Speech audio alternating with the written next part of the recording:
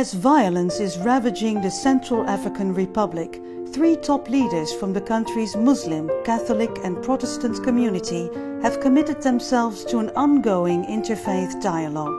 Sometimes at great personal cost, they have traveled all over their country to preach peace and reconciliation.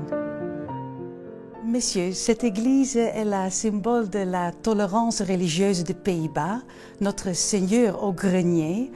Pourquoi la plateforme interreligieuse est si importante dans votre pays? Nous, leaders religieux, nous avons pensé qu'il est hors de question que la religion nous divise.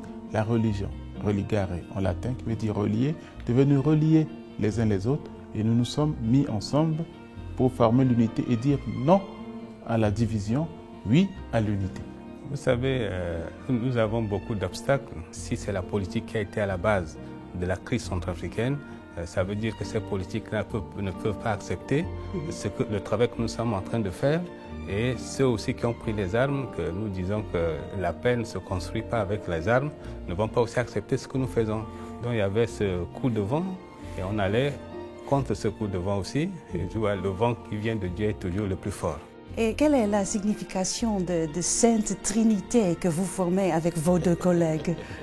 Nous pensons que la Trinité, c'est l'expression de l'amour. Et nous, protestants, musulmans, catholiques, dès le début, nous avons commencé à dire c'est l'amour qui doit nous caractériser. C'est le respect qui doit nous caractériser. C'est la recherche du bien commun qui doit nous caractériser. Quand nous sommes ensemble, il y a quelque chose, une force spirituelle qui nous traverse et qui nous unit les uns les autres. La plateforme interreligieuse a tant inspiré le pape qui a visité votre pays le 30 novembre 2015. Quel est votre plus beau souvenir à ce moment? Le plus beau souvenir de la visite du pape, c'est le mot qu'il m'a donné quand je le saluais à l'aéroport. Il me disait, Imam, du courage, vous êtes sur la bonne voie, la paix va venir. Donc c'est ce mot-là qui est pour moi vraiment, qu'est-ce que je veux dire, le mot le plus riche que j'ai eu dans ma vie. Oui. Voilà, donc ça m'a donné encore plus, ça me donnera encore plus de force.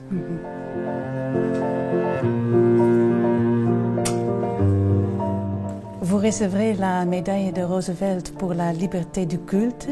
Qu'est-ce que ça représente pour vous? Ça représente pour nous un encouragement. C'est pour nous aussi une opportunité pour que notre expérience, nous pouvons aussi la proposer à nos frères, collègues, leaders religieux dans le monde, pour que chacun puisse se mettre debout et faire un travail pour la liberté religieuse où qu'il est. Cette médaille représente l'appel à l'unité de toutes les religions. Nous devons rechercher à nous unir les uns les autres dans la différence. Il y a une richesse à découvrir et je pense que cette médaille arrive pour dire qu'il est temps d'aller au-delà de nos communautarismes, de voir plus grand.